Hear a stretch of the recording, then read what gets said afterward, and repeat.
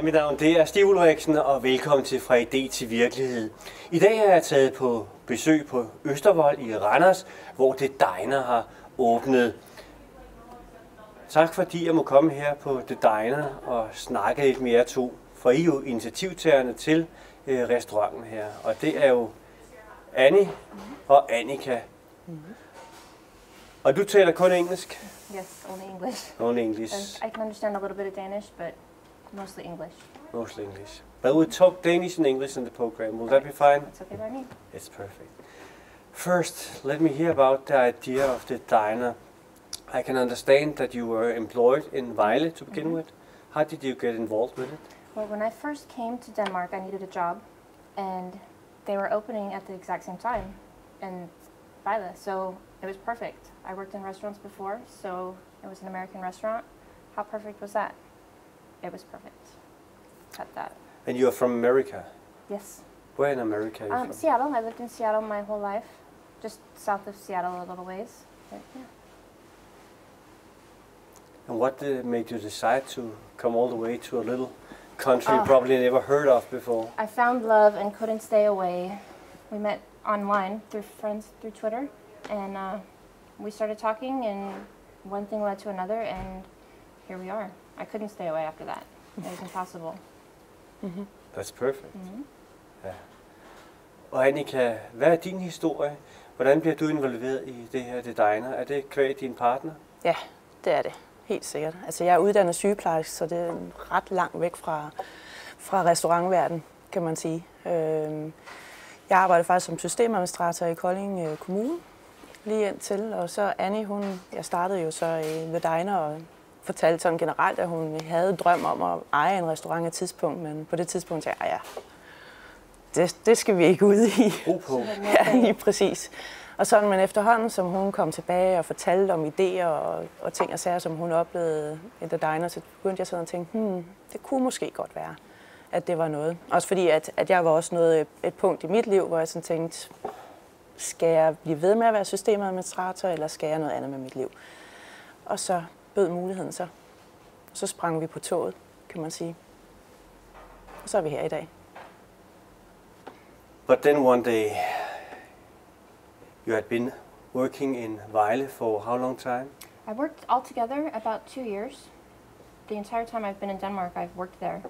Up until about 8 months ago, a year ago, when things started to kick off with this, and it took more time, and I needed to spend more focus here on the building and the entire project. So I couldn't really focus over there anymore. So about 2 years I worked there. It was great. Yeah, and the concept, the diner concept, can you tell me a little bit about the idea and the concept? Well, the idea is that you leave your worries outside, you come inside, it's back in the 50s, you just relax and you have a good time. You look at the surroundings, you enjoy your food, get good service, and just forget about all the worries. Leave them outside, come inside, enjoy your food, enjoy your time, enjoy the music, and just enjoy yourself. Leave the worries behind for just an hour. Or longer. And then there's the most important thing of it is, of course, the food. Yes. How did, I know that there's a guy from Vejle, where he's from, who came up with the concept about food. And what is the concept about this food? Is it food like in the 50s, or what is it? Not so much that it's food from the 50s, but it's a good quality burger. We make our own recipe, so we add our spices, and nobody else has a burger like ours. We make everything fresh, and the idea is that you get it good and hot, and it's just good. We have milkshakes, of course, that are made from the best ice cream, and it's just good. Well, Lars Nipper is what he's called. He had done a lot of research over in the United States and visited a lot of diners over there to see what kind of food do they serve, and then he took some different ideas from there and brought back and put his own imprint on it. So it's not like you can say it's authentic burger like it was tasting in the 55 or 56. It's more put together, and you say the atmosphere is from the 50s, but the meal is something that's updated to now, and not something that they were satisfied with in the 50s. Exactly. And the level of service, we try to go back to the good old days where people cared about each other and we want you to have a good time and we want you to enjoy your food, and we actually care about that. So the service level is better than just a typical restaurant. So. And you've been seeing it all from beginning in Vejle, where you were from the start up and for 2 years. And you probably grew more and more interested in the business. And then one day you came back home to Annika and said, forget about being nurse, I have a great idea. Or how did it happen? Something like that. Men Annika, hvad skete der? Annie kom hjem en dag, arbejdede 2 år, og du kunne formodentlig se, at hun var glad og tilfreds, ellers havde I ikke startet det her. Og sagde, nu kan du godt droppe det her med at rende rundt og passe på folk. Du skal lave mad. Nej, det var ikke sådan helt på den måde. Jamen, hun kom hjem og begyndte egentlig at spørge, jamen, hvad hendes chancer ville være for egentlig at kunne snakke med en bank og realisere den her drøm om at være den første franchise-owner i The Diner. Og på det tidspunkt, der havde jeg allerede spekuleret lidt på, jamen, hvilke muligheder var der, også undersøgt lidt, fordi der er jo selvfølgelig nogle ting, man kan læse online og sådan noget. Så på den måde, så var jeg allerede modnet i den tankegang, jamen det kunne da godt være, at man skulle prøve at se, om det var noget, man kunne arbejde hen imod. Så da hun sagde det, så sagde jeg, det er der nok ikke så store chancer for, netop også fordi hun er amerikaner, så hun har jo midlertidig opholdstilladelse lige nu, og vi satser på, at hun fra 2021 kan få permanent opholdstilladelse. Og så, men det gør nok ikke, at bankerne sådan lige siger, ja, vi smider der bare lige en masse efter der. De vil gerne se nogle værdier i hvert fald. Ja, lige præcis. Og så sagde jeg, men okay, jamen, hvis det virkelig er det, du vil, jamen, så undersøg det. Snak med Lars omkring det, og så skal jeg nok støtte dig. Og så snakker vi selvfølgelig lidt frem og tilbage om, hvad bliver min rolle? Skal jeg fortsætte der, hvor jeg er nu, eller bliver jeg en del af det? Og så fandt vi ligesom ud af, at Annie har rigtig meget erfaring med drift, og jeg har rigtig meget erfaring med administration, vagtplaner og alt sådan noget, fordi det er det, jeg arbejder med til dagligt. Så nu er det bare tjener i stedet for sygeplejersker, du sender rundt? Ja, både det, og så også alt med administration, der ligger bagved. Så computer og alt sådan nogle ting, for der er selvfølgelig mange ting, der også hører med der. So you found a way to finance it. Was it clearly from beginning that it will be in Randers? No, we had a couple of locations we were looking at, and then when this one popped up, it almost seemed perfect because the location is perfect. It's on the corner, the visibility is great. It's a big building, and it was available, so it was almost meant to be. So we ended up in Randers, and we love it here. I think it's great. The city's great. What was important for you when you should find a location? What was the main things for you that you were looking at? We needed the size to accommodate all the tables. We didn't want a small restaurant. We wanted a good-sized restaurant that could accommodate many people, and it had to have visibility from the street. We needed to be able to see from pretty much everywhere. We wanted people to know where we were, and I think we found the right spot. It's perfect for us. Did you look at other locations in Randers, or was this the first one you saw and was sure In about? Randers, this was the first one that we came across. Well, there's a history to it that this location has actually been under the surveillance kind of thing for 3 years, because it was a previous Blockbuster here. So it has been empty for quite some time, and there was somebody looking at it to open a diner. I think it was a couple that actually lived here in Randers, but they didn't get to... It didn't work out. It didn't work out for them, reason. and then we were asked, so how about this location? Because a lot of like the drawings and all that was already ready, and they were started. well, yeah. And then we thought, we came up here and looked at it, and we just thought, this is a really good location, and you have the free parking spot right over there. You have the cinema up there, and the pedestrian streets back here, and just the city around here. So we thought, yes, of course. But it is a long way to drive. I mean, we live in Billund, or close to Billund, called Vandel. That's a far way, actually. That is. It's a bit of a drive. So that must have been something you had to think about also. Yes, Are we of course. ready and interested in moving to Randers? It's 1 hour and a half from here, because of course you can drive that way for a short period of time, but in the long run you probably get tired of it. Well, we have kids that live really close to Vandel, so we don't want to separate them from their school yet, and we don't want to interrupt their lives too much. So for now, I'm driving, and I'm fine with that. When the kids are a little bit older, then maybe we can think about moving this way a little bit, but for now we're kind of stuck, and we're fine with that. It's no problem. Well, she's used to long travel time from the She's United from America. States. They Exactly. used to drive Yes. 5 hours for just going to the supermarket. Exactly. Yes, exactly. But It's it not was uncommon for me to it spend was a time part with of our conversation and considerations because it is a long drive. But when she said, well, she's used to drive 2 hours each way over there, I was like, okay, fine, then you can drive that The only that way difference here too. is that over there it was traffic, sitting in traffic and waiting 2 hours. At least here it's just a straight drive.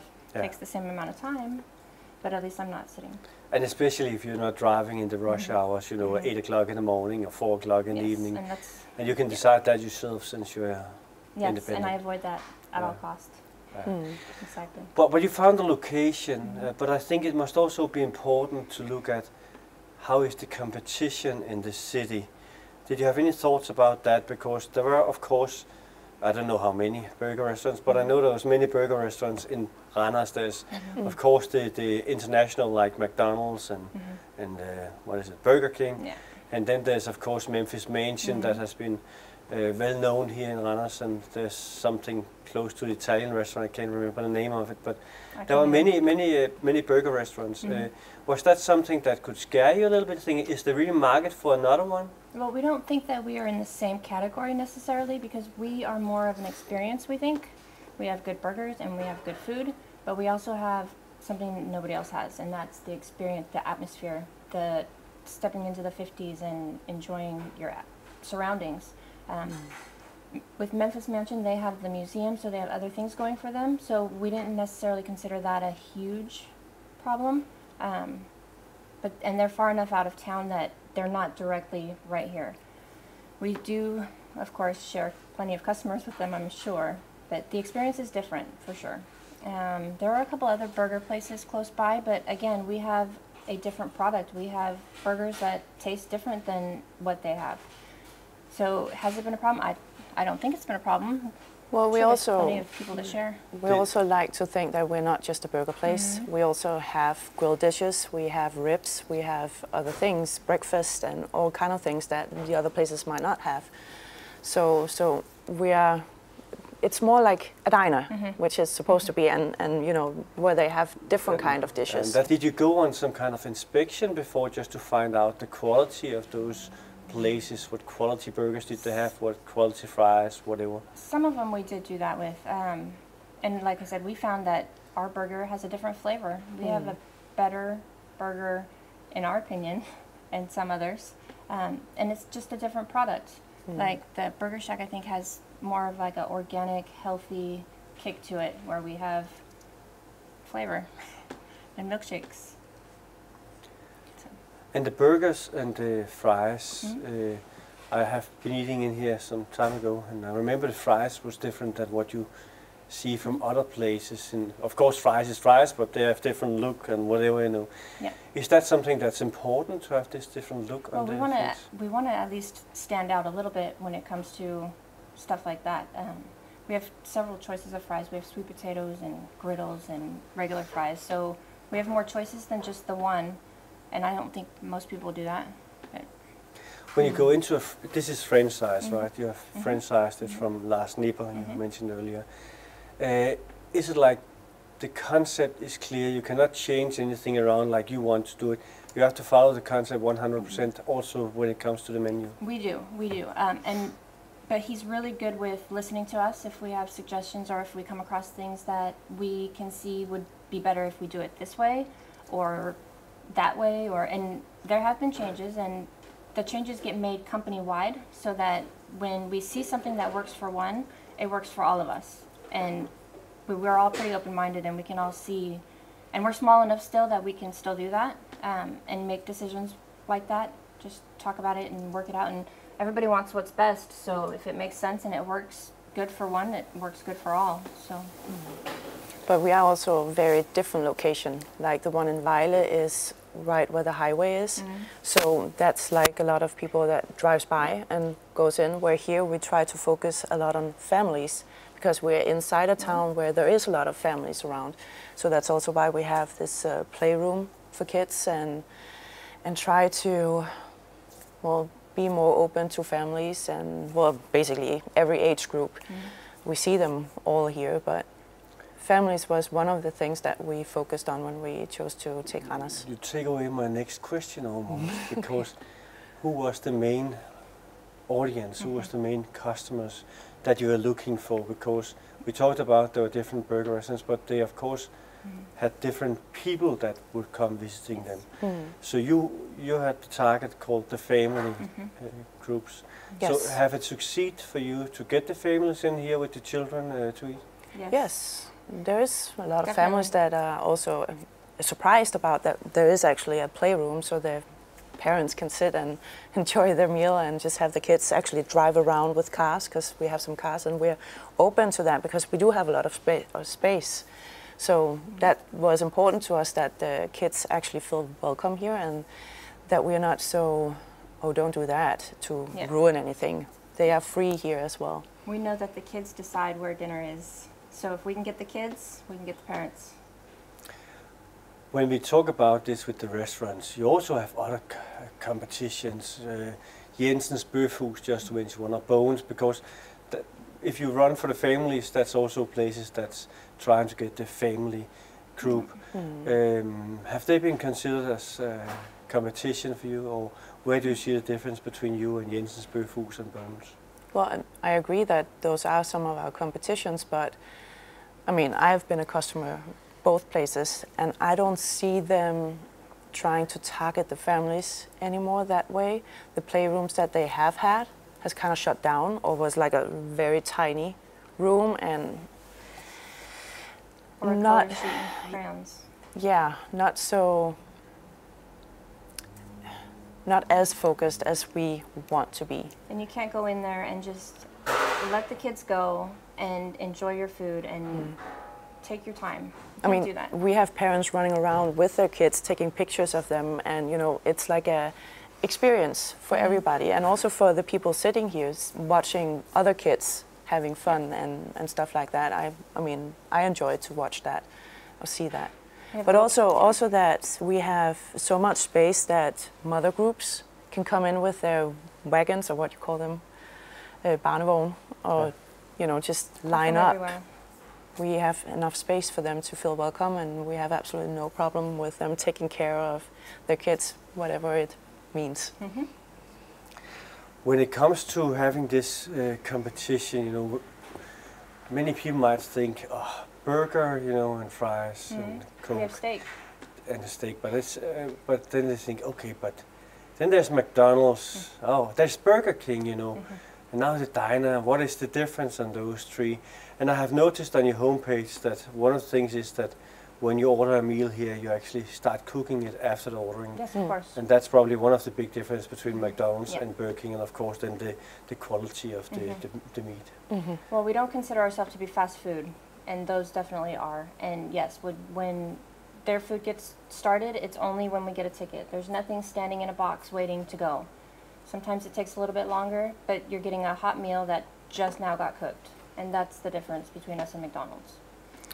And I think one of the important things that where we do want to stand out is on the service level. She is an American, so she has the experience of how the service level is over in America, and that's way different from what it is in Denmark, where the servers might not check up as much on customers to hear, is everything okay, do you still need something, and stuff like that. That's very important to the diner. But the system in America is so much different, because tipping is very much part of the salary over there. But also another thing from America that I remember when I've been there, I love America, is all these concept restaurants. There's concept restaurants for everything. There's, you know, if you just take burger restaurants, there's Wendy's and whatever. There are so many different concepts. In Denmark, we only knew McDonald's and Burger King for several years. And you're fine with those, because all the others are just the same. It's all just fast, processed food, gets done quickly, and it's out the window in 5 minutes. If I don't want my food cooked and out to me in 5 minutes, it's not good when you do it that way. This idea about the menu card, now it's this menu card, but is it changing over the season, or? It's generally the same. We are getting ready to update the menu, and there are a few things that we don't sell so much that we are taking out as a company, and just making it a little bit easier to read and basically just putting in what we need. But overall, the burgers are mostly going to stay the same. The flavor is going to stay the same. The fries are going to stay the same. We'll just eliminate a few of the burgers that don't sell so much. Which products is the most popular product? Is that the burgers that people prefer? And milkshakes. Burgers and milkshakes. And ribs. And ribs. We have barbecued ribs, pork baby back ribs that sell a lot.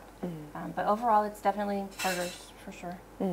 But you also serve breakfast. What kind of breakfast? Is that American breakfast or is it Danish? Everything's American in here. Everything's American. Except for her. So what can you expect if you come here to get an American breakfast? If you come in here and order breakfast, you're getting your eggs and pancakes and toast and sausage and bacon with syrup on your pancakes and the whole deal. American breakfast, the way it should be. That's the way to get an extra kilo or two. Exactly. Yeah, I love being in America. When you have this restaurant, you of course have an opening. There's newspaper articles, things like that. You have a talk with me now. But what things have you considered when it comes to marketing the place, to do the marketing? Which is the main channels to get people told that you exist and that they can come here? Well, right now it's mainly Facebook, but we're working on different things also with the Radio 100, that's right down, or ABC, that's down here. And well, we're still working on those things also to see how do we reach some of those groups that we want to reach, like the families, or even here lunch. Everybody is working, so we're working on making like a deal for håndværker. Oh yeah, the workers. Yeah, and offices and stuff like that. So we still have a lot of marketing to do and figure out which one to do. But the main concern has Shark as a marketing company connected to them. So they handle it. They take care of all the Facebook ads and everything for the entire company. Yes. So we have a monthly marketing meeting with all of the restaurants where we figure out what's the next things that has to come out. Like the big holidays of America, we just had St. Patrick's Day, and well, Easter is coming up, and 4th July. Thanksgiving is coming again soon. So you have some special events when it comes to those dates? Or? We do, like on Thanksgiving, for example, we have a Thanksgiving dinner. The turkey, the stuffing, the potatoes, the everything. It's American Thanksgiving dinner in here on that Thursday in November. Made in the American way? Absolutely, absolutely, 100%. That's one of the things I would not have expected from a restaurant called The Diner. That's a nice surprise. Yes. And that's also what makes us different from a lot of the burger places. We're not just a burger place, we're also an experience, and we are taking a culture from United States to put in here. Also with Halloween and stuff like that, where we want to make it real American way and not just... In the hopes that I know what I'm talking about. Know a few things about that stuff.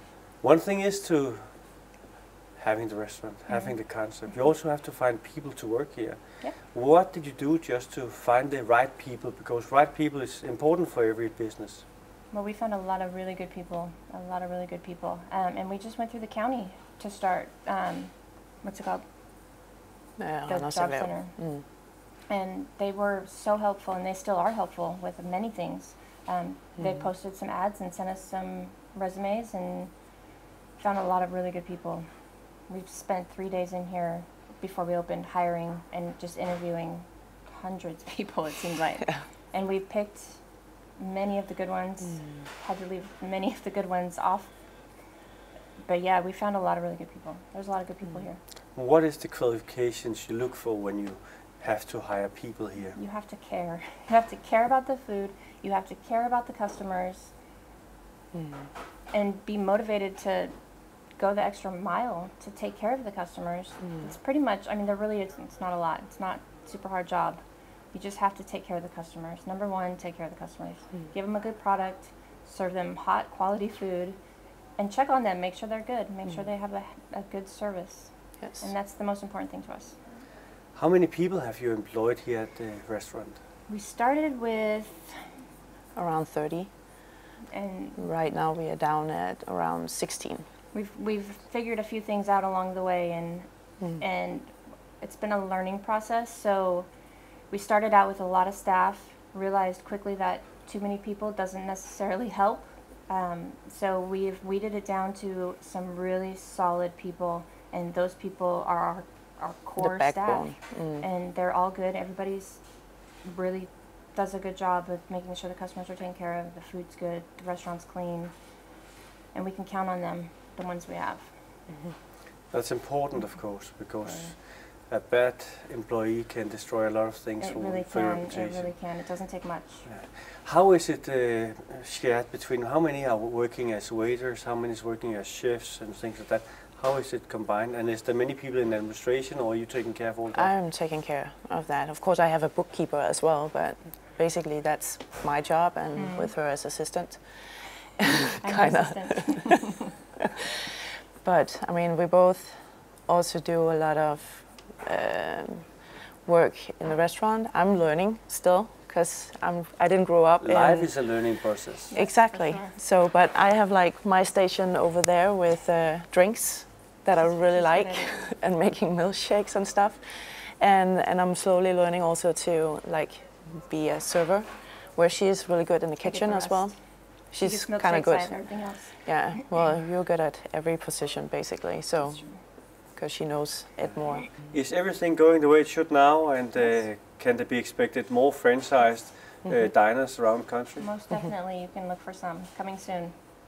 Definitely, and everything's going great. Things are going well. Are there any rules for you two to have only one, or is it possible for you to I think, build up you more? know, at the beginning we thought we'll just do this one and then we'll have another one. I think now we're good. I think this one's going to be okay for a while. It's good to have a focus somewhere. Yes. Maybe in 10 years, when I don't have to come here every single day and spend all day, maybe, maybe not. We'll see. But for now, we're sticking with one. Yeah, we're not limited to one. And going from working each place some years ago, now working together 24/7 almost. How is that to be so close together all the time? It's a good thing. I love her. It's good. It's good. She's helpful. She is helpful. She makes great milkshakes. But can it be difficult to find something to talk about when you are finally off from work? I would love it if we could talk about anything other than the restaurant, and I imagine that will happen one day. But for now, it is very consuming of our lives. That's just how it is. And we both knew that.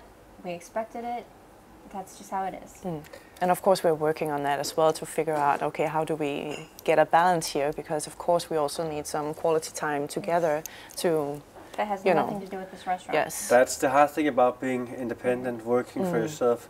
Nobody else brings in the money unless you do it yourself. Well, we knew from the start that it was going to be at least 1 or 2 solid years of this, and we were both willing to do that.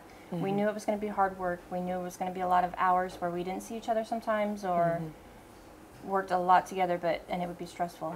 But we figured about 1 or 2 years solid work and no life, and we're good with that. So we still have some time, and then we'll figure things out after that. But otherwise, we're good. Well, thank you very much for giving time to talk with me about your idea and your restaurant. It has been very interesting. Thanks for coming and talking to us. And good luck in the future. Thank you. Yeah, thank you.